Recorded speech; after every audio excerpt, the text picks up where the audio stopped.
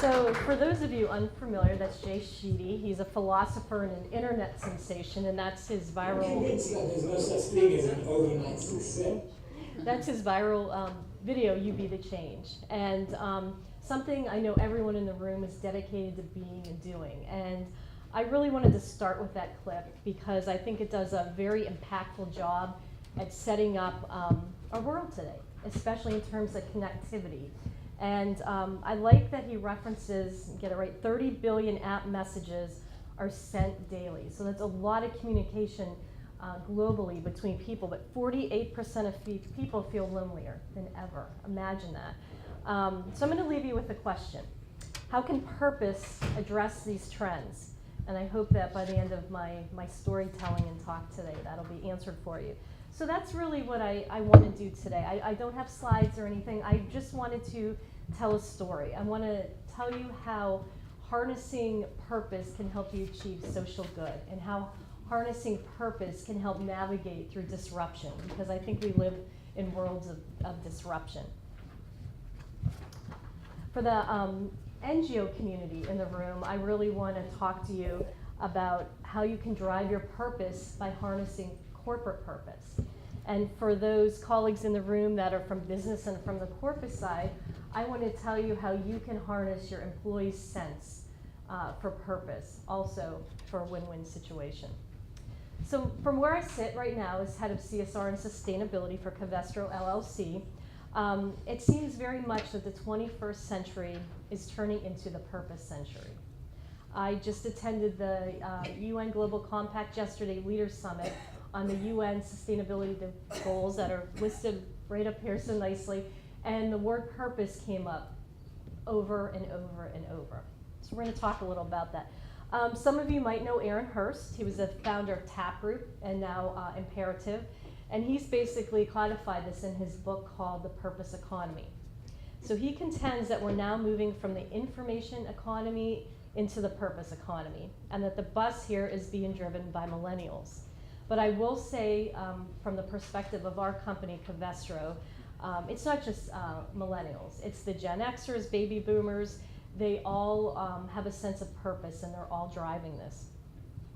But what is the purpose economy? What does that mean? It's basically the quest for people to have more purpose in their lives. It's an economy where value lies in establishing purpose for employees and for customers by serving social needs greater than their own needs. And in turn, it enables personal growth and the building of community around you. This is really important for corporations to understand, and they really are.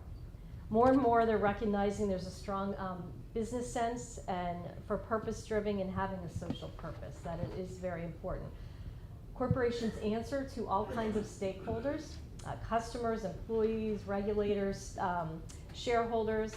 They all expect us to be good corporate citizens and help society and societal problems. But it's not enough anymore to say what our company does. We have to say why it does it. Over the past few years, Ernst & Young has done several studies on corporate purpose, and I want to talk a little bit about that and then get into my story. In 2015, they published a study, The Business Case for Purpose, which surveyed 500 global corporate executives and found overwhelming recognition, more than 8 in 10, have higher quality products, services, employee satisfaction, and customer loyalty because they focus on purpose. And earlier this summer, they published a follow-up report titled How Purpose Can Reveal a Path Through Disruption. And that's really what the story I want to tell today in a company change and how harnessing purpose for social good helped us navigate through a lot of disruption. So it was back in September 2014, just 3 short years ago. I was working for Bayer at the time in the US. A lot of you know Bayer is a German aspirin company, but actually at the time it was made up of 3 companies: Bayer Healthcare, Bayer Crop Science, and Bayer Material Science. And I had worked for Bayer in the corporate side for 20 years, heading up the Bayer USA Foundation in our CSR programs. And I recently made a move over to Bayer Material Science to be chief of staff for our president, a very different role, to learn something new. And that's when I learned in September of that year, 2014, that Bayer Material Science was going to be carved out to form a new standalone independent company, and that company would be known as Covestro. We were also told that that whole carve-out process would happen within the next 12 to 18 months. So anyone in this room that's ever gone through something like that professionally, nothing spells disruption more than being spun off into a new company. I would be joining the new company, Covestro. I would be making the move as head of CSR and sustainability, and I would not have the security blanket of a formal corporate foundation or really any formal corporate social responsibility program at all. We would be starting from scratch. You know, for me, it was thrilling. It was a challenge. It was change, but at the same time, it was frightening because it was a challenge. There were some other factors at play too that I really want to talk about, and these would also really influence our approach to CSR and social good. The first one was hours after the internal announcement that we would be carving out eventually to a new company, I was inundated with phone calls and emails from our employees in the US. And all they wanted to know over, will I have a job, what will we be doing? They're inundated. Are we still going to be committed to the community? Will I still have the opportunity to volunteer? Will we still have our engagement programs? That said a lot. They cared about that, and that was important to them. Our company had a long tradition, more than 30 years of volunteerism. So that's number one, was employee demand. The second thing we were faced with, the reality of our workforce, the fact that we would need to hire hundreds of employees now to fill new positions. We weren't part of this large company where we had shared services in HR and tax and things of that nature. All of a sudden, we had all these positions to fill. On top of that, besides that, we are also facing great competition with the emergence of natural gas and tech industries in two of our most important cities, Pittsburgh, which is our US headquarters, and Baytown, Texas, which is our largest manufacturing plant. So in order to attract and retain top talent, we had to differentiate ourselves. We had to stand apart from everybody else. So we had that to deal with, and the hiring, and the fact that we had employees who wanted to be engaged, and we didn't have a foundation to make donations into the community. And that brings me to the third point. We had a much smaller corporate giving program again, and we had to think, how can we supplement our smaller monetary giving? What can we do to keep our employees and our company engaged? And then finally, the last factor was the company, on a global basis, had committed to supporting the 17 UN Sustainable Development Goals, and that you see up front here. And we in the US wanted to find a way that we could commit to and engage and make progress on the goals here in the US. So we had a new company, a new name that no one knew, no foundation or large monetary giving mechanism. We needed to keep employees engaged, and we had a lot of talent management issues to take on. So it sounds like the perfect storm, right? It was. It really was. But it was an opportunity to create something new and start from scratch, because after all, Covestro was a new, old company. That's when I3 was born. So I3 stands for Ignite, Imagine, and Innovate. It's our company-wide CSR program now in the United States. It encourages our employees to engage and work in the communities, to spark an interest in something, which is Ignite, to think about what could be, which is Imagine, and then to help create it, and that's the Innovate. And we're giving them the tools and the time so they can do that. One of our first major donations as Covestro in 2015 was with Robert Morris University in Pittsburgh, and we established a Covestro Institute for Engagement there, and we'll refer to it as CIE. So CIE took on an innovative approach to corporate philanthropy by supplementing our formal monetary donations, were much fewer than when we were part of Bayer, with human capital giving. That was a new giving that we were going to do. That's utilizing our employees' technical expertise and manpower to create citizen philanthropists, keep them engaged, and to give back in non-monetary ways. And these citizen philanthropists at our company got to work with organizations and causes that they cared about, and they really made substantial contributions. So that's what I really want to talk about that.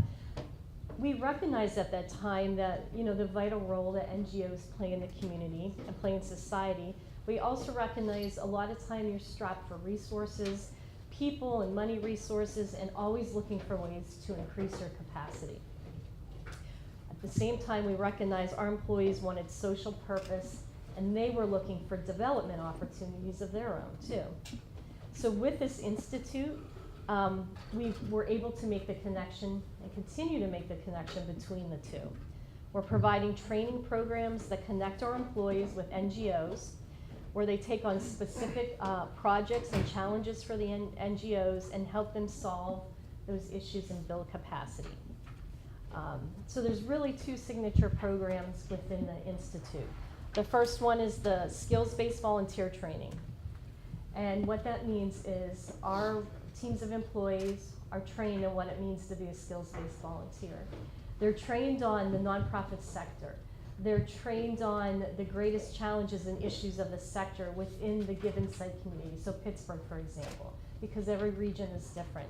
At the same time, the nonprofits are trained also on what it means to work with someone from the business sector, so there's training on both sides.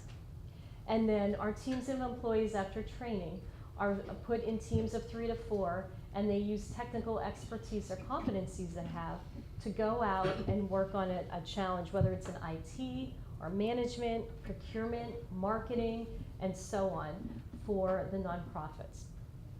The second program is called Boards Work, and it provides training to employees on how to be an effective member of a nonprofit board. And there's also training, again, on the nonprofit side to make sure that they know how to work sustainably with the business community as well. We match employees. They serve on the boards. And right now, I can say just in our headquarters region in Pittsburgh, we have 52 nonprofit organizations with a Covestro employee serving on the board. But today I really want to focus on the skills-based program, because this is where really we're harnessing people's purpose and organizations' purpose to meet social change. And it tends to be a gateway program for boards work. People get a little taste of what it means to work with a nonprofit through this 3 to 4 month experience. And then when they want to do more, we place them on a board, which is a longer 2 to 3 year experience. So let me share just 2 quick examples. There's an organization called Achieva in Pittsburgh. It's a pretty vast social service organization. They have more than 100 group homes for more than 14,000 disabled adults through southwestern Pennsylvania. And like all of us, anyone that's had a home, you're always looking for ways to save money through energy, your water bill, electric costs.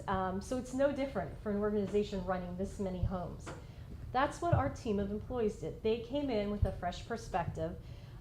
They put their procurement hats on, and they looked at, would it be better to buy things in larger quantities? Would it be better to partner and work with a Sears or a Home Depot, et cetera, on buying washers and dryers together in bulk? They gave a new perspective that the nonprofit didn't have the expertise to think about. Another example is the Greater Pittsburgh Community Food Bank. You know, it's still hard to believe in the United States, one of the wealthiest and richest countries in the world, that there's so much food insecurity here, but there is. And that's true about southwestern Pennsylvania. So here's some statistics. Our food banks serve 360,000 people in an 11-county region, distributing 31 million meals to 400 member organizations in 1 year. With this incredible volume, their inventory process was pretty medieval, that's what they called it. And most of the work was still done manually, and there were a lot of gaps, people doing the same thing. And when it comes to food and shelf life, sometimes food would go unused because of the process, because it was missed. So our team of employees went in, they assessed their current inventory system, they devised a new one, they switched over to a standardized computer system, and it helped with better distribution of food. So those are just 2 examples of nonprofits getting expertise that they may not have in-house or they may not be able to afford to hire consultants for. It's having a lot of impact not only on the nonprofit organizations, but on our employees well. They're honing skills they didn't even know they had. So imagine this, we're a science-based company. We have a lot of chemical engineers, we have PhD scientists. So imagine going up to a young scientist who spends all their time in the lab, doing experiments, testing things, and saying, how would you like the opportunity to go out and help a nonprofit with a challenge or issue and do some work? And they look at you and what could I contribute? I work in the lab, I have a technical background. And those are some of the best experiences we've seen. They go out, we love it, our employees are learning to deal with ambiguity, it's great talent management, and a lot of these employees come back changed with new leadership skills. And they find out things about themselves they didn't even know, and they find skills they didn't even know they had. So that's why we really like it. So here's a little bit of stats. So where are we today? Since we've started, we've created over 110 Covestro corporate citizen philanthropists through this project. We've aided more than 45 individual nonprofits in 2 cities with an average consulting project worth $50,000. More than 1,000 hours of skills-based service has been provided by our employees. We've also opened up the Covestro Institute at Robert Morris because we wanted to open up this type of program to more corporations and nonprofits through southwestern Pennsylvania. So we've had some organizations like Alcoa, its spin-off company Arconic, FedEx Ground, and others get involved. We've had 500 employees from 77 corporations have attended training and have been involved with this program. So we're really excited to bring it to the community and help scale it up. And then finally, I mentioned earlier too that Covestro signed on to support the UN Sustainable Development Goals. And these are goals, you can see them up here, like no poverty, quality education, affordable and clean energy, etc. So we are lining up nonprofits who support and do work around these goals, and we're helping build capacity for them. And that's how, in this region, we're helping contribute to make stronger nonprofits who do work towards those goals. So that's my story. That's how harnessing purpose through your organizations and individuals through corporations can really help together harness and create social good. So my advice to the NGOs and nonprofits in the audience is look for companies involved in skills-based and approach them with needs you have. We are learning there are a lot of organizations in the US that provide matching services between nonprofits and companies that are doing this type of consulting.